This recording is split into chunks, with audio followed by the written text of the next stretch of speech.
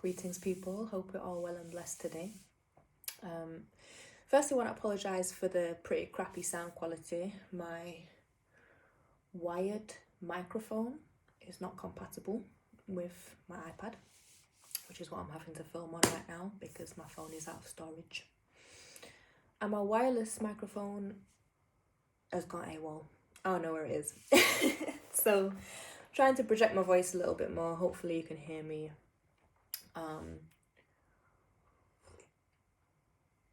Grab a brew, let's get into it. So, this is probably going to end up being quite a long talk. So, get comfortable, place me on the side while you get on with your tasks, whatever it is that you're doing. Because this is something that I've wanted to talk about for a while. There's been a few things, but over the last 24 hours, these few talks that I've wanted to do seem to have come together in one talk. Everything that I do, everything that I share is all interlinked, So if you're following me on social media, on Instagram, you'll see I'm a holistic health coach. Yoga, massage, personal training mostly. But I talk mostly about mindset and, mental, emotional health.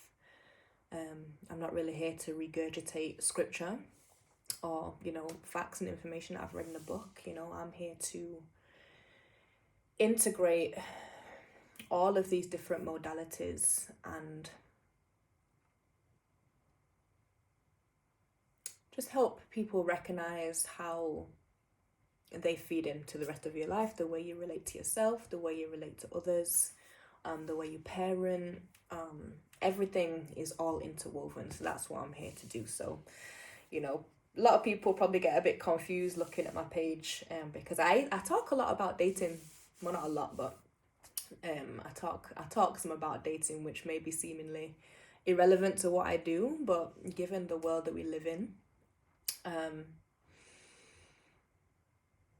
I talk mostly about heteronormative dating as well. I'm a queer person, but I talk mostly about heteronormative dating because that is the most prevalent, and it's also what causes the most harm. I think it is our conditioning into heteronormative relating styles and the nuclear family system, I think, forms part of the roots of a lot of our suffering. Works for some people, many people it doesn't, but many people don't recognize that or don't want to recognize that. They want to force themselves into the box that we're told to fit in. So yeah, I talk a lot about dating. This talk is probably going to be a combination of dating as a single parent, increasing your standards when dating, and also the importance of creating a full and joyful life. Gonna be many tangents. If you see me looking down here, I've written a few notes just to kind of keep me somewhat grounded in what I'm trying to say. But as always, these talks are unscripted. I haven't rehearsed this. I've just kind of been marinating on it in my brain for a while. Until I find the space and find the flow to actually share it. So I will edit this minimally. If you see any edits, it's because I've expressed something in a way that I've not expressed it in the way that I want to. But yeah, I'm here just to chat. I'm streaming consciousness mostly.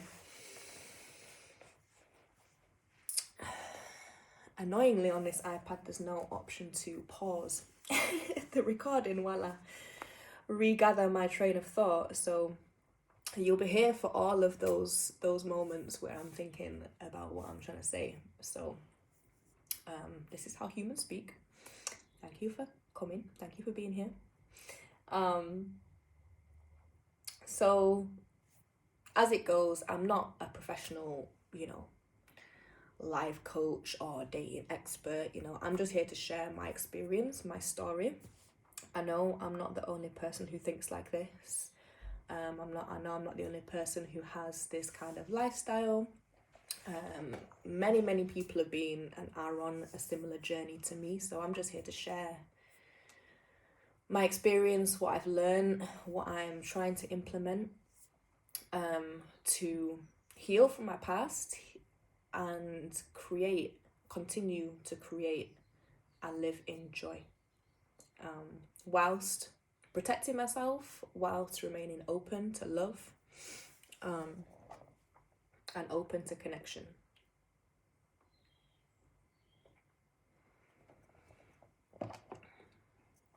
You know, as always, take what you need, leave what you don't. So this talk feels a little bit sticky, a little bit icky, because it's centered around finances. Finances when dating.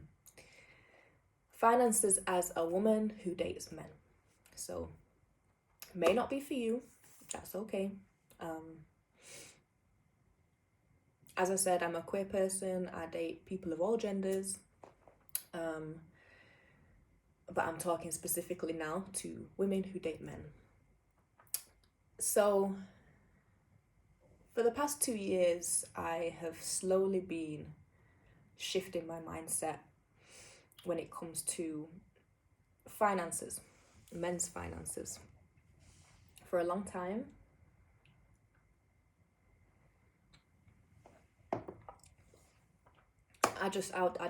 mostly it was in my maiden days really, before I had a child. I wasn't really bothered about a man's finances, you know, always have. I presently have and will always have my own money and will happily spend my own money, you know. I was fine going 50-50 on expenses, never expected my dates to be paid for. If they were, then great, but I never went in with that expectation or with that hope. Like, it literally made no difference to me. And anytime, you know, I've gifting people is, you know, it's one of the love languages. It's not my most dominant one, but I will always gift things, give things to people who I love and who I care for, you know, not because I feel I have to, but if I see something that they like or that I know they will like and I want to give to them and I'm able to give to them, then I will. And that's, you know, always going to be the case.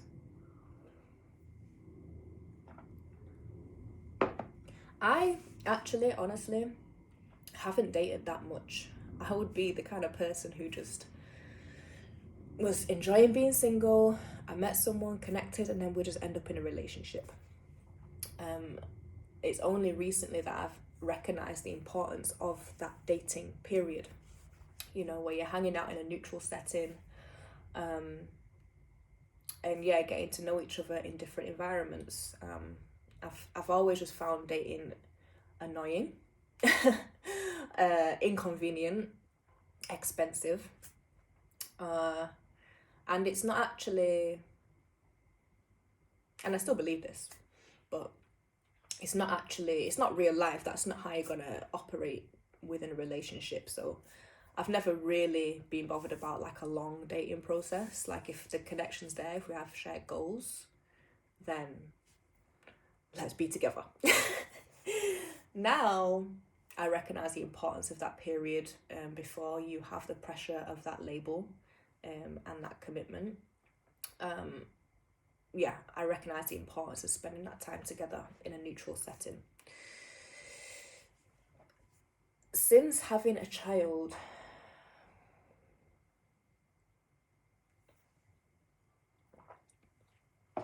things have shifted. Things have shifted because I haven't even finished saying what I was saying before. So, my dating history. So, it's always been with men who, they're not necessarily entirely stingy. They have been generous in one way or another. Like, they will occasionally buy me food. They will occasionally gift me things.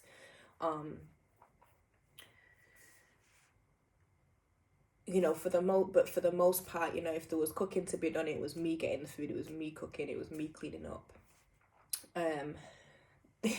Funnily enough, the most generous partner I have had was also the brokest.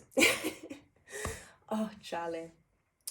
May his soul rest in peace. He passed away, unfortunately. But he was the most generous, giving person. He had nothing really to give. You know, it was... He worked for his dad, but their relationship was turbulent, so he was always getting fired. And then ended up with no money even when we lived together.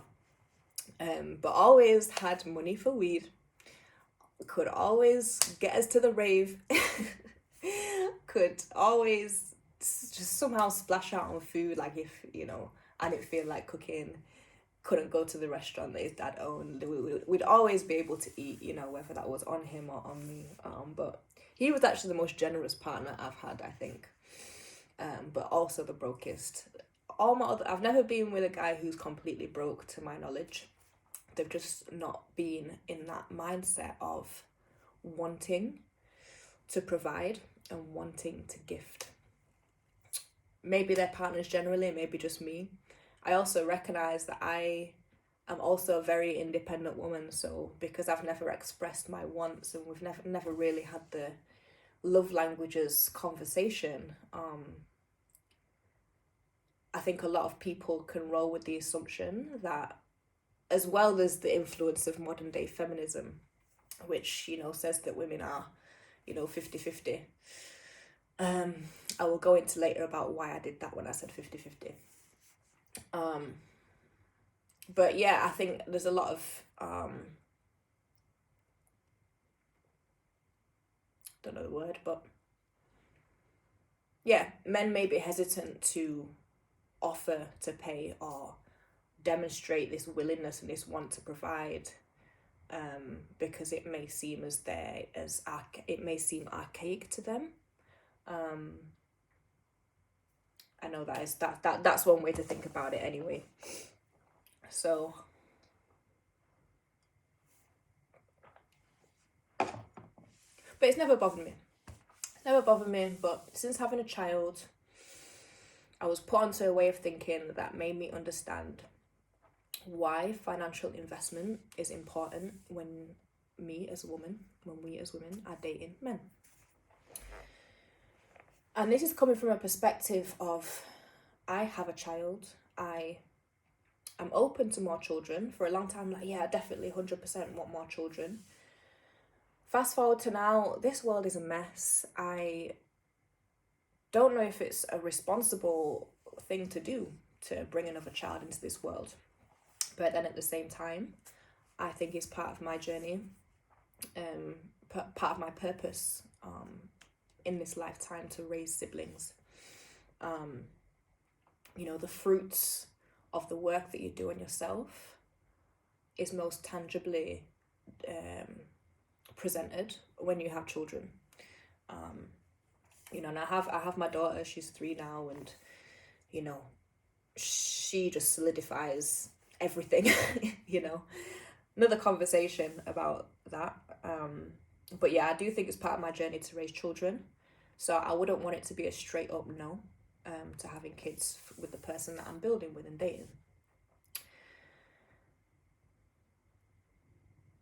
So yeah, it's a different conversation if you don't want children.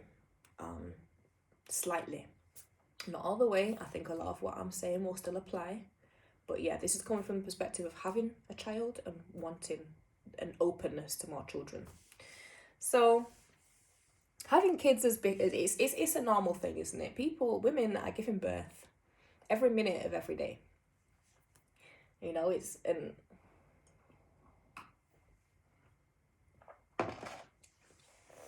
when I was talking to one of my aunties a couple of months ago about this and about my mindset,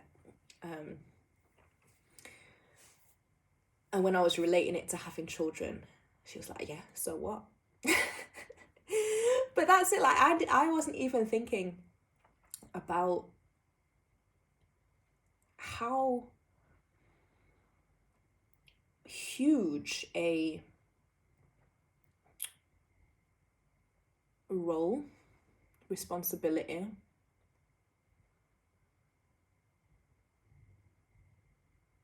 how much it's such a huge thing. Having a child, birthing, conceiving, growing, birthing and raising a child.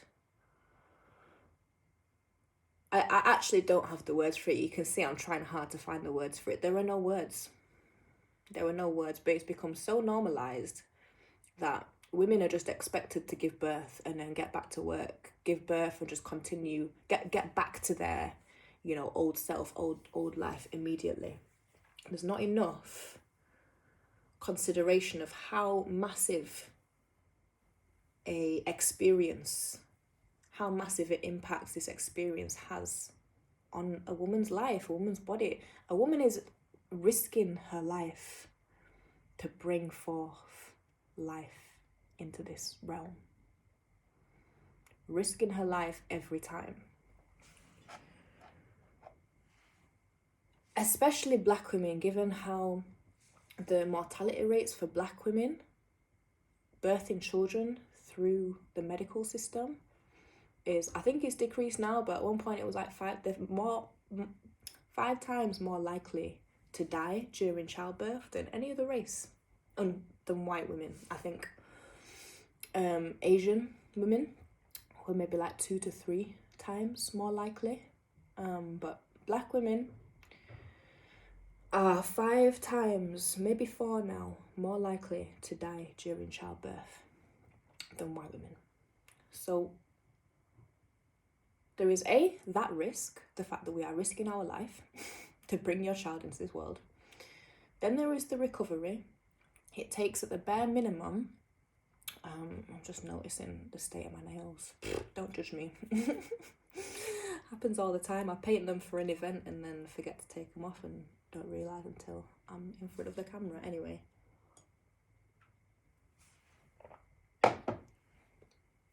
Then there is the recovery. It takes at least 2 years, at the very least 2 years, for a woman's body to heal physically, physiologically from that birth. That is the hormonal reset. That is your organs moving back into place. That is your muscles re-strengthening. And if you're not intentionally retraining your body in an appropriate way during that 2-year postpartum, then the recovery is longer. So there's the risk, there is the recovery, there is the fact that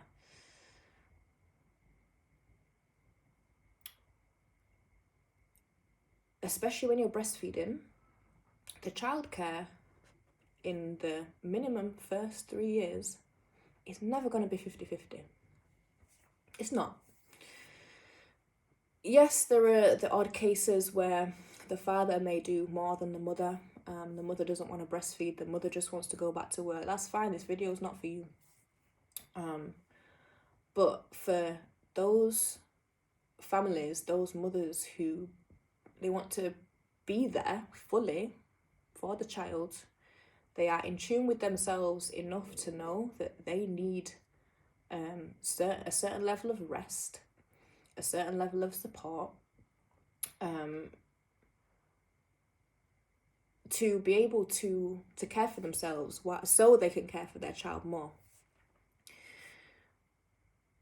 So they can care for their child, you know, in the ways they want to care for them, you know, with presence, with intention, and have a regulated nervous system while doing so.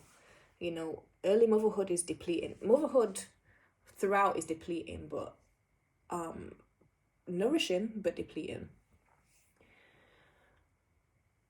But it's just become so normalized that women are just, okay, grow and carry this child. Go ahead and grow a whole new organ in your body. Push this watermelon-sized being through a grape-sized hole. You know, breastfeed them. Keep them alive through your body for however long you choose to breastfeed for.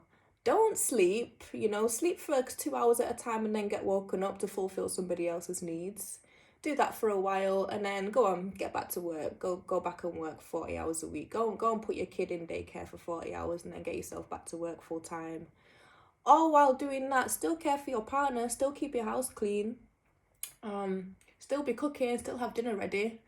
You know, make sure you're taking the kid out every day and they're getting fresh air and you're taking them to, you know, baby groups and whatever. Still do all of this, and then, you know, once that kid gets to 9 months old, get back to work. Or however long you take. And they're under pressure to do that because you have gone into this dynamic where your finances are shared. So once your statutory maternity pay, I mean, this, I'm talking from the UK. Other places, you don't even get that long. You know, I know people who have gone back to work weeks after giving birth because they've had to, because they don't have the support. So I'm grateful being in this country. There's a lot of bullshit that comes with living here, but if there's something that I can be grateful for, it's the benefit system, because as a single parent with no support from her dad, I wouldn't have been able to be the parent that I am without it. Because I'm only just starting to find my village, almost 4 years in.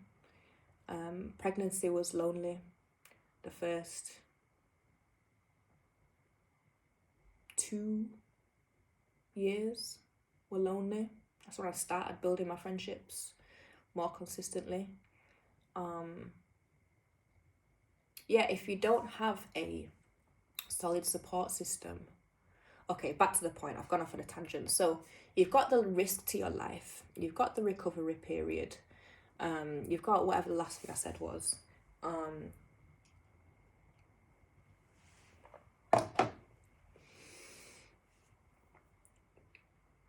When you are dating, the man you choose to commit to needs to show that he can make your pregnancy, and at the very least those first few years of your life, as comfortable as possible. It's always going to be uncomfortable, but he needs to prove, when you're dating is a process of proving your worth. It's a horrible thing to say and think about, but that's how it is.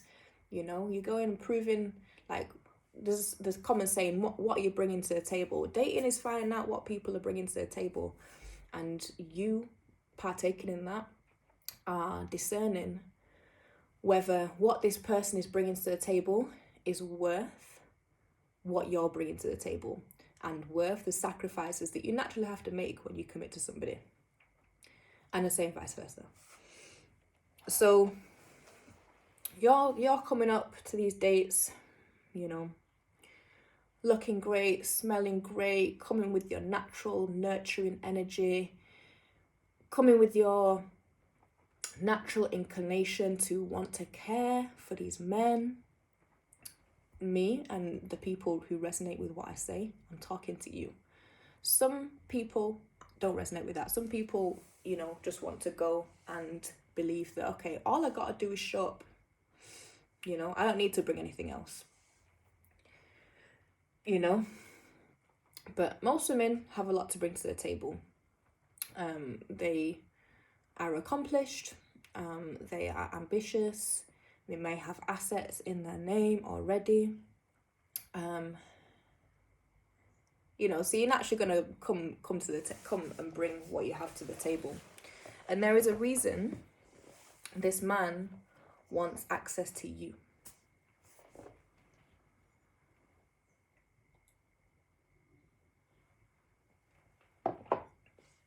So it's part of that man's journey to decide if you are worth his investment.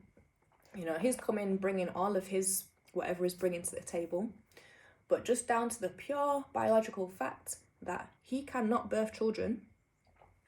And as a man, it is easier and safer for you to go out in the world and earn money. We have the gender pay gap. We have the fact that men cause the majority of harm to women. Men who know the women personally, they are the most harmful to women. You know, the majority of rapes and murders to women are committed by men who they know personally. So as a man, back to the point of dating being a process of proving yourself, this man has to prove to you that he's a safe person. this man has to prove to you that he is willing, able, and wants to provide for you. The important part to me is want. I know there is a lot of nuance here because there's a lot of pressure on men to be providers without enough regard to their mental health. I bear all that in mind. Oh my gosh, there's so many tangents that I could go on right now. Let me stay grounded, let me stay focused.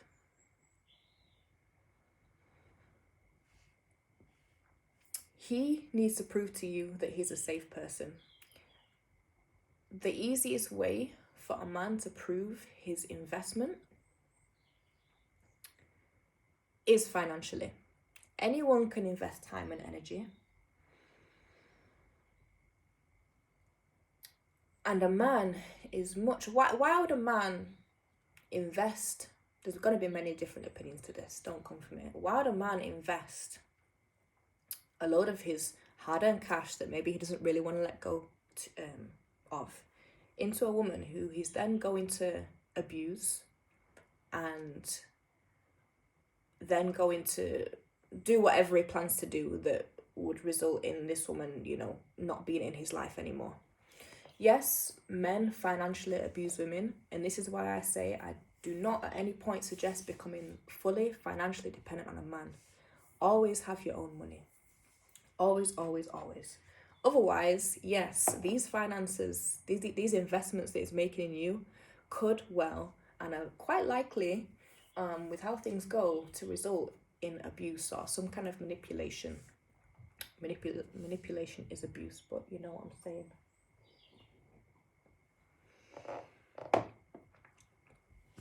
The important word is wants. You know, so when you're choosing a man to commit to and to have a child to, does this man want to provide for you? Is that the way he's being raised? Is that his belief system? Or is he doing it because he feels like he has to? Is he doing it because of his conditioning, but he doesn't really want to? Does he see providing for a woman as being finessed? You know, it's about the attitude. You know, money comes and money goes at any point. He could lose everything that he has, but if he is a provider, if he wants to provide, he will figure out a way to provide, always. You know? So let me just check my notes.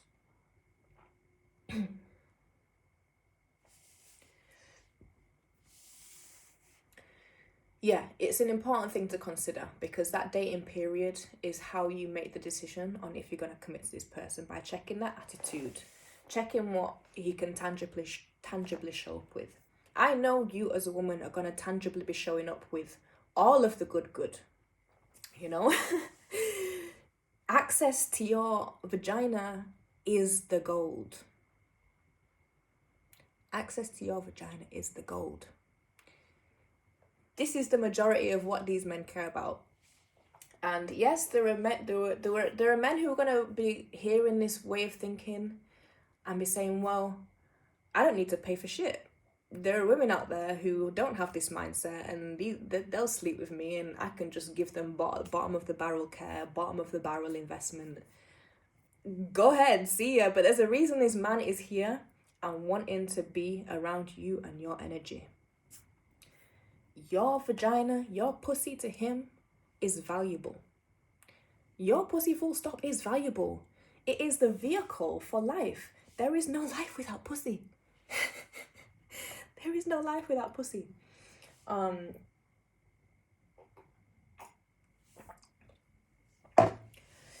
You know? So it's valuable to them, and it should be valuable to you too. You know, and this is not me advocating for you to go out and date solely based on a man's finances. This is not me advocating to put a price on your energy and time, but it needs to be mutually beneficial. Mutually beneficial as in, this man gets the lovely feelings that you provide for him. This man gets to enter your body. This man gets, if that's what you want, you know, it's not a direct transaction, but if that's what you want, when you're ready, this man gets to enter your body. This man gets to, you bring this man's children into the world. You know, the care you take of yourself and the care that is provided for you has a direct impact on your children. And then on the other side, what was I saying?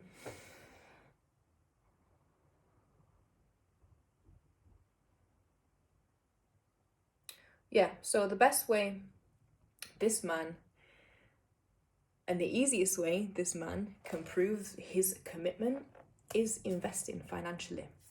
You know, because he's not just going to throw his money away, you know. And for a woman like me, and for many women of similar mindset, this video was actually inspired by this video that I saw on Instagram where it's talking about how to get an earthy black chick.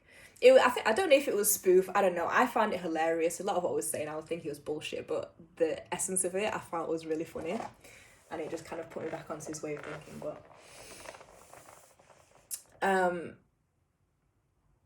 it was saying, like, for earthy black chicks, your finances don't need to be that high. It's not a highest priority, you know, but the spirituality and the charisma is. Once upon a time, yeah, you know, that was me. And I think relating specifically to the archetype that is the earthy black chick, we have done a lot of work on ourselves to have a deep level of understanding, empathy, patience. We may have a anti-capitalistic way of thinking. But once you reach a certain level of consciousness and you integrate the more earthy, liberal way of thinking with the reality of living in this world, which is the fact that money is a tool. You need money to fulfill your goals. You can't just be like, ooh, money doesn't matter. Let me just like float around the world and, you know, hug trees and shit. No, when you have goals, especially when you're building a business, when you want to escape the matrix, it requires money, you know? So the best way for a man, easiest way, in fact, for a man to demonstrate, back to the point. So mentally, emotionally, we've done a lot of work on ourselves, us earthy black chicks. Women generally, we're more inclined to be working on ourselves because we're sensitive beings. We're sensitive, and if we don't want work on ourselves, we are continuing cycles of harm. So we're naturally, you know, once you reach a certain age and a certain level in your awareness, you don't really need much emotional support. Yes, you need emotional support from your partner always, but you're not dependent on it. So you don't really need this man. Like, he's got to have done the work on himself, of course. You don't want a man to be coming in and bringing all of his unresolved trauma with him to you, for you to deal with.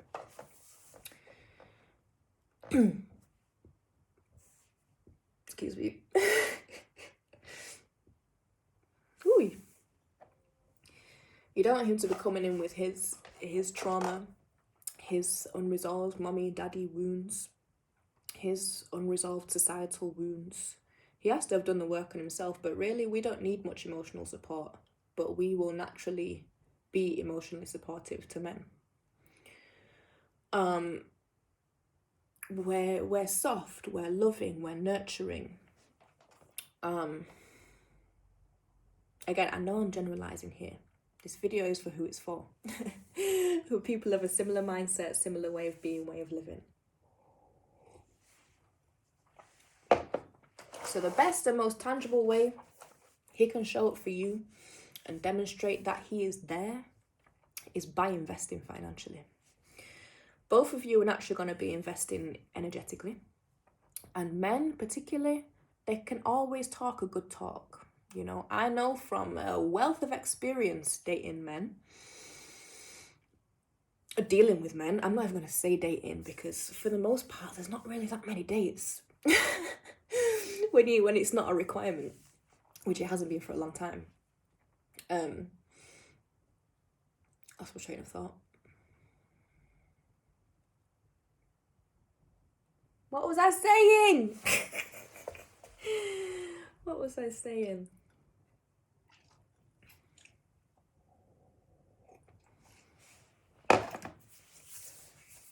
Yeah, I feel like I was repeating myself anyway. Yeah. Finances. It's important.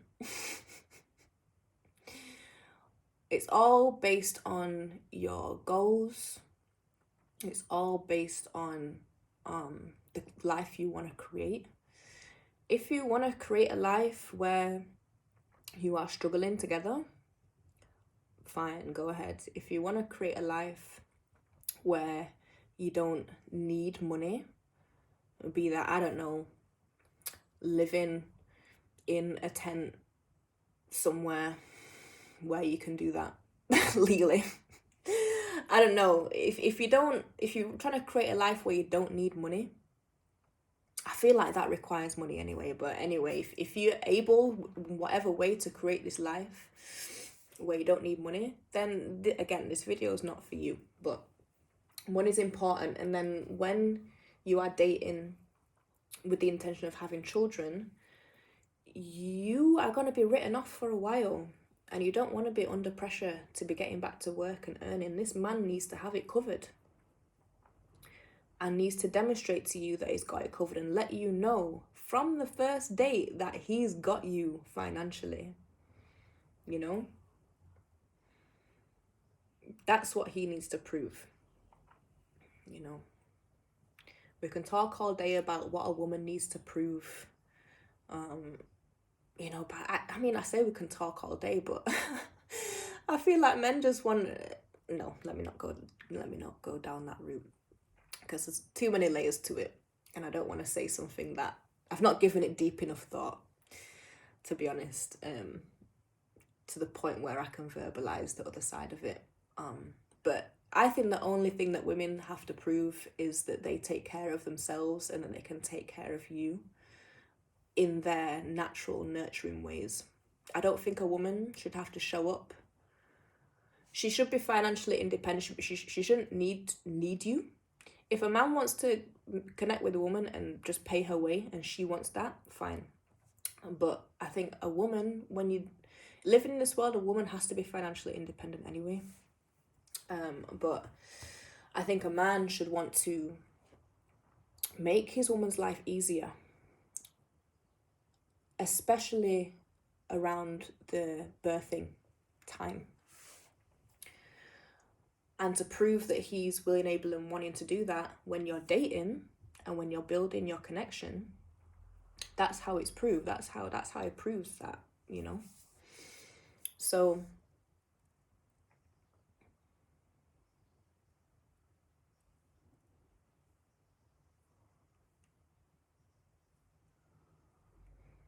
it takes a certain level of detachment.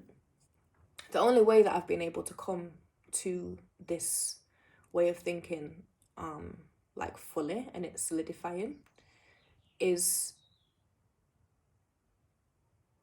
healing my attachment wounds. So for a long time, since, as I said, I've been on this way of thinking slowly and gradually for about 2 years now. Maybe almost 3 actually. No, just 2 years-ish. But I've dated, you know, multiple people during that time, and I've kept this way of thinking, kept the importance of the finances in my mind throughout. But I'm a lover girl at heart, you know. Money to me isn't everything, and if we have a connection, if we have shared goals, I've been just rolling with the belief that we can figure things out, you know. And in time, he might not right now be able to provide for me in the ways that I want to be provided for, but he may be in the future, and I've been here for that. You know, much to the Can't even think of the word. But my teachers and my friends who run this way of thinking would be like, Kaya, no, you know, it needs to already be there, you know, otherwise you are just going to keep getting jaded. I'm like, no, it's fine. I'm grounded in myself. I'm not going to be providing for him. I'm not going to be paying his way. I always end up paying their way. Oh, you know, they'll be asking me out on dates and I'll be paying for myself. I'm like, why are you asking me? So now I've learned when someone asks me out, I will clarify. Do you want to go out together? Or do you want to take me out? I make it known that I'm a single parent without support, you know. I have the money to pay my way, but it's gonna make my life easier if you pay for me, you know. Don't ask me out if you're not trying to take me out, essentially, is what I now say when people are trying to, you know, receive my time and energy. I wish I could pause this to think.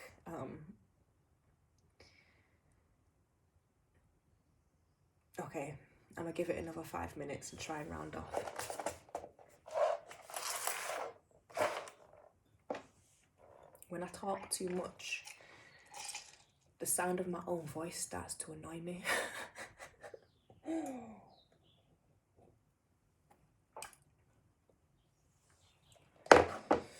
I'm like, oh, shut up, woman. No, I'm joking. I don't think that. So the past few dates I've been on with single men, I have paid for myself. And the first couple of times it took me as a surprise, and I was like, okay, let me go and be prepared to pay for myself so that I'm not just pissed off. One of the last dates I went on, it was not like the guy, he was like, he said, he was like, you know, I wanna, we should go out sometime. This was before I would make that clarification. Is the date that actually taught me that I need to make that clarification between going out or being taken out. So he was like, yeah, we should go out together sometime. I was like, cool. And he was like, I'll have a look into it. I'll pick the place. I'll book the place. And I like that. I was like, okay, cool. Some leadership there. I like that. Anyway, so we picked the place. We went. It was kind of pricey. Like, one glass of wine was £11. Anyway, we got a big pizza to share and some sides. Bill came. Conversation was great. Lots in common. Good energy. You know, guy was cute. Bill came. And then I was still in my, I still don't have it in me. I mean, I don't know. I've not been on a date in a while, but at that point, I didn't have it in. I still felt like, let me get my let me get my purse out in like some kind of demonstration that I'm willing to pay. Anyway, he let me split. He let me split. So I was like, oh, right, okay. And then, you know, we went and sat and we smoked a spliff and continued talking. And for the rest of the date, I was like, the only reason that I wouldn't want to see him again is because he has asked me out and made me pay. You know, knowing my situation. And we spoke more about it when we were having food too. So this man's clearly not a provider. Again, I recognise that he might have been too shy to say that he wanted to pay, but that's not the kind of energy that I want to be dealing with. Like a provider provides. But I was thinking, you know, it was coming towards the end of the day when I was like, okay, right, I'm pretty much ready to go home now. And I was anticipating that point of the date where I'm going to have to tell him that I don't want to see him again. Or just bring up the fact that I had a great time, but because you asked me out and then made me pay, it was still felt very icky to me. Thankfully, some information came to light that made it a whole lot easier. We had a mutual connection that I wasn't comfortable being anywhere near to. So that made it easier. So since then, I'd be like, okay, yeah, I need to make this distinguishment between going out together and being taken out. And then also going, actually no, in that period, so the next date I had was a date with a couple, and I've actually never been on a date with a couple before at this point. And I went in, because it was a couple, it's a new dynamic for me. I just went in prepared to pay for myself. I didn't even give it much thought. I was like, I had no expectations. I felt like we were just going out as friends, and maybe we'd get rounds in. We were going to a bar. But I went in with no, prepared to pay for myself, happy to do that because of the dynamic. And then, the guy, he did the research, chose the place. We met there, had some drinks, and then we started talking about going. And then we were just me and the girl. We barely even got our asses off the chair to put our coats on, and he was like hop, skipped, and jumped over to the bar and cleared the tab. I was like, oh, okay. Then offered to take us out, take us for food. They were hungry. I had already eaten, so. But it was on him, like no questions asked, no awkward situation, and then the next time, when we're talking about hanging out together, he's like, I'm a cook, come to mind, I'm a cook. Like, and this person is he's a provider, he has his partner, we went on our little date, we're still figuring things out, but from that first instance, he showed up. So that kind of like demonstrated to me, I'm like, okay, so there are actually men who will, it's just how they are. They want to provide for women, they want to take us out, they want to show us a good time. And that brings them joy, and I could tell that it was something that he enjoys doing. And they both stated that they're feeders. People like doing that. There's a lot of stingy men in the world, and I get it. People are squeezed in this society. Life is just expensive, but for those who want to provide for women, those men who want to provide for women, they will. My past relationships, the majority of what's been provided is weed.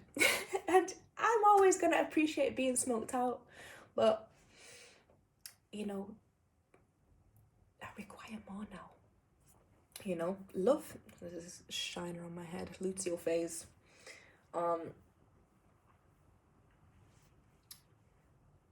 Love is not enough.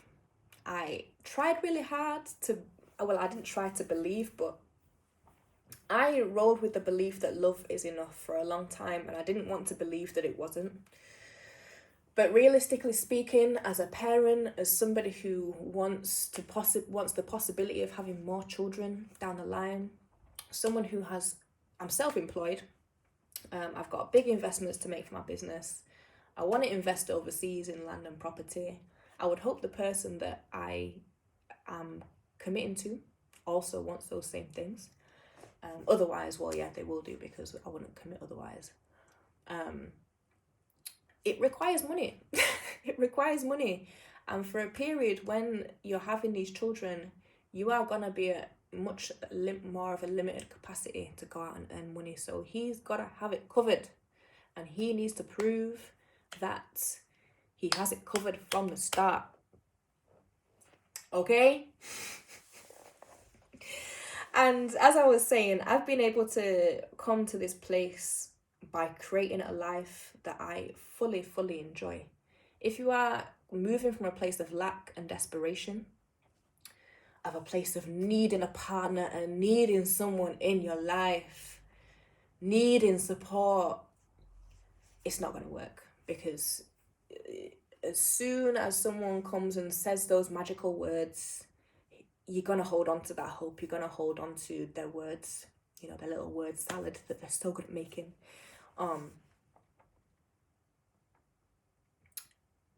It's actions, and those actions often cost money.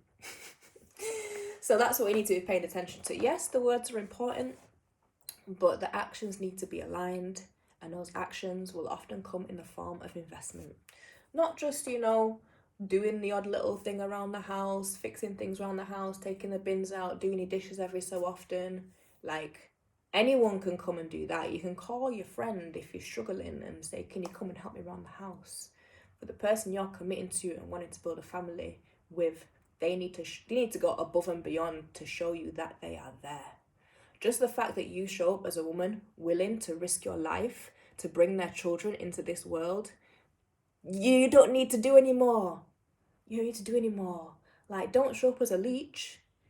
You don't need to do any more other than be willing to risk your life to create a family for this guy. But because that has just become the norm, people just aren't considering it enough, how big a thing it is.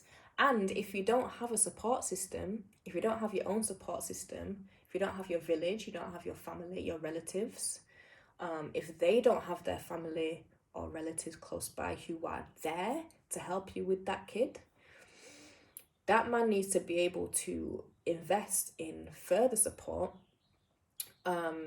so you can take a moment to just breathe and do what you need to do to recover. For example, being able to pay for childcare, being able to pay for a nanny, being able to pay for a cleaner, be able to pay for a massage for you every couple of weeks, be able to pay for specialized personal training sessions so your body can recover. Whatever you need to come back to yourself and recover, this man has to be able to pay for it. That should not be coming out of your pocket. You've just brought a human into this world. You know, so he needs to be demonstrating that he's willing, able, and wants to do that. The key thing is wanting to do it. If he don't want to do it, it could stop at any moment and he could just fuck off and decide that he don't want to pay his child support and he doesn't want to give you anything to make your life easier if that's not what he wants to do, because men can and do that all the time. So, the attitude of a provider. The attitude of a provider. That's what you need. And yes, some men they have the attitude of a provider, but they're not there yet. You know? Whatever their circumstances, they may want to provide, but they just can't. Come back to me when you can. Don't cling to the hope. I have clung to the hope many times, up until very, very recently. You know, I've recognized that someone has a provider mindset, but their circumstances have not allowed them to provide. And yeah, again, I ended up drained. I ended up providing for them as well when we're spending time together. You know, they have to be there and they have to have the mindset and the attitude for that behavior to be consistent. So, rounding off by saying, this comes from having a full life that I love. I'm a single parent of a 3-year-old. I've been a single parent the entire time. Literally, I think her dad was around a few days after she gave birth, and then it felt like I had 2 children, one of whom was really violent. So I was like, okay, you gotta go. And I have done it on my own. Everything I have built for myself. Even this mindset, my capacity for love, my emotional intelligence, my career, nothing has been passed to me. I've been provided for as a child, you know, in the material sense. I've had a home, I've had food, I've had clothes. Everything else, it's all me. So no one can tell me shit about who I am and what I bring to the table, because I know who I am. I know what I bring to the table.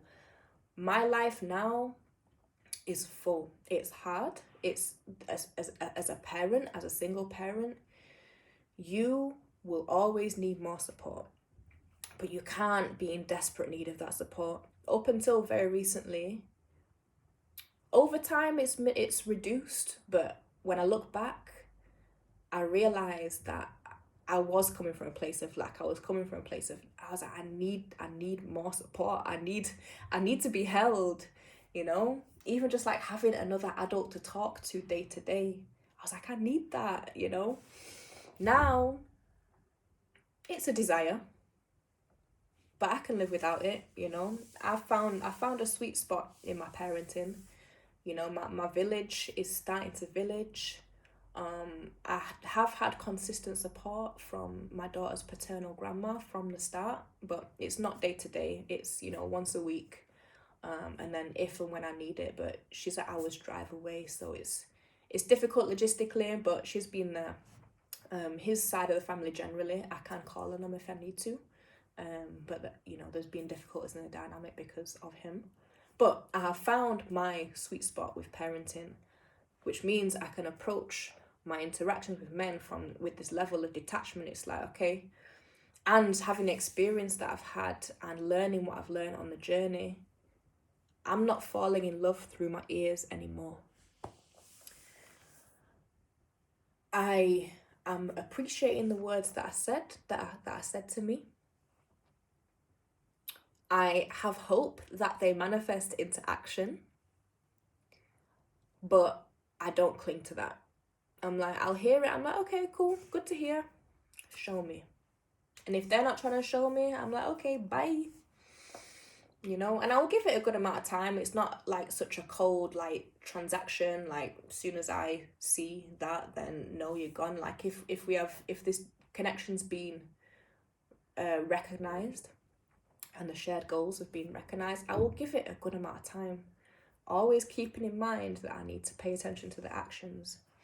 And then as soon as I've seen enough inconsistency and heard enough word salad, I can easily walk away, easily, because why would it be hard to walk away from something that is going to drain my energy that can and should be spent on my daughter, on myself, my business. And that comes from having a full life. That is why it's so important to create a life you love outside of the relationships that you seek. Also, last point, I get asked a lot, why are you still single? And that is because the dating pool for me is very small. And I love that. I really love that. The dating pool for me is small because my mindset and way of life, there's really not many people who can get with it. For a start, I am a single parent. There's many people who don't want to date a single parent or a parent full stop. I don't subscribe to monogamy. Many people don't even want to try and get with that, or they don't have the mental faculties and relational skills to manage a non-monogamous dynamic.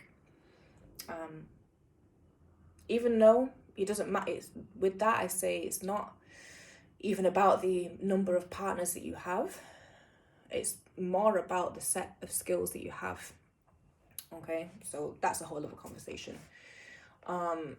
Most people don't want to or can't get with that because they're conditioned into this heteronormative, oppressive, nuclear family system that means it's very possessive and oppressive.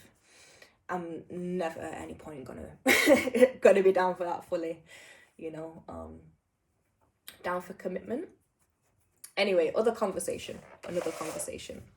I really want to film a talk with other people who are exploring non-monogamy and polyamory, because it's a conversation I love to have, and I think it's really important, and I think it's how we actually build community, and the actual solid village unit type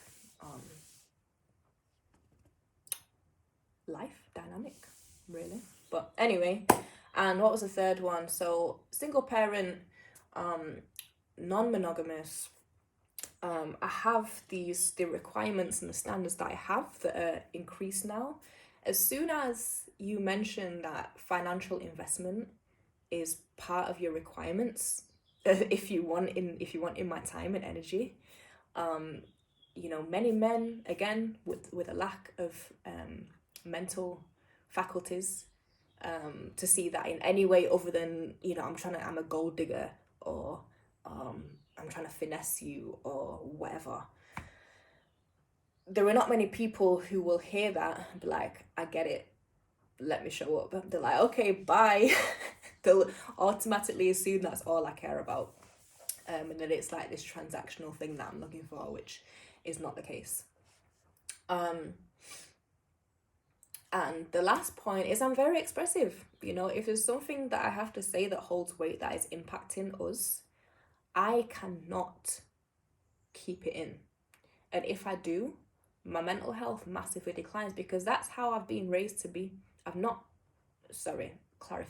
I have been raised to not say how I feel, if how I feel is in any way other than positive or neutral. I've been raised to keep my grievances to myself. I have been raised to be grateful and satisfied with the bare minimum. I've been raised to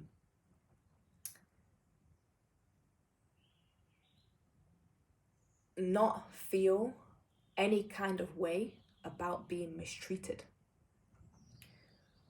And even if I felt any kind of way, I best not express that. That's how I've been raised.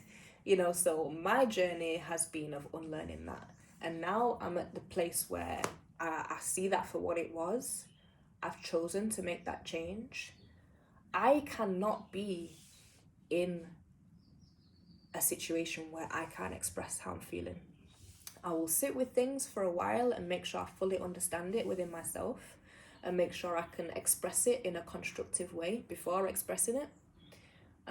Not always been the case, but you know, growth. Now I can't, if I'm in a situation where I don't feel like I can express myself freely and be my full self, my nervous system gets fried. I am so drained. I am so anxious. And I just don't feel myself. So, you know, you need to have a good level of self-awareness, a good level of discernment, and a full life, you know, and healed from your attachment. For a long time, I was attaching to whoever was there because I needed it. Healing those attachment wounds should be your primary focus. If you've had inconsistent or absent or abusive, just in any way unfavorable relationships with your caregivers, you probably have deep attachment wounds. Deal with those before you try and date. Get your self-worth and self-love on 100,000,000%. Learn to validate yourself so you don't need validation from others. If you're a woman dating men and you haven't had a father who's validated you, you are much more vulnerable to manipulation. You're much more vulnerable to be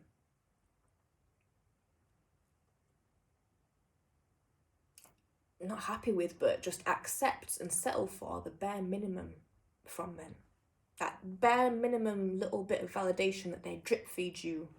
You're gonna be seeing that and thinking, oh, he's the one. You're gonna see him coming round to your house and taking the bins out or doing the dishes one time as him going above and beyond. No, that's a bare minimum. A guy helping you out in ways that don't cost him anything is a bare minimum. You know, it's a bare minimum. That's just how it is. So increase your standards. Make sure you are 100% within yourself. Even on those days when you don't feel like it, have that awareness to know that, and stay grounded in the joy and the love you have for yourself, and recognize that everything ebbs and flows. Everything in life is fluid, you know, and just be good and content where you are, even if things are really fucking hard. I'm a single parent with no relatives around, and I'm only just starting to build a village. So if I can overcome what I've overcome from my upbringing and from the last maybe like 10 to 12 years of life, like old neglect, new neglect, old abuse, new abuse, giving birth, just isolated in the most transformative, neglected, and then responded by isolating through the most transformative, traumatic transition of my life. If I can get to this place now and still remain open to love, you can too. I think that's all I have to say. There might be more in the caption or in the description, depending where you're watching this. Probably on YouTube, because I'm not going to post the whole thing to Instagram. Probably couldn't if I wanted to. But thank you for listening. I hope this resonated. I hope it's provided some encouragement and inspiration to want and require better for yourself from the men that you allow into your life and share your gold with. Or at least just taking a step back and just looked at yourself and noticed some areas that you may need to work on before stepping into the dating world, because it's harmful for women. It's harmful for women who are unsupported and have not been taught how to navigate dating. It's dangerous. Like, for your own safety, require more from men for your own safety. I know there's more to say. I can feel it coming, but I'm going to end the video now. Thanks for watching. Bye. Follow me on Instagram, Practice with Kaya, for yoga and personal training and massage and grief and mindset coaching and psychedelic integration support.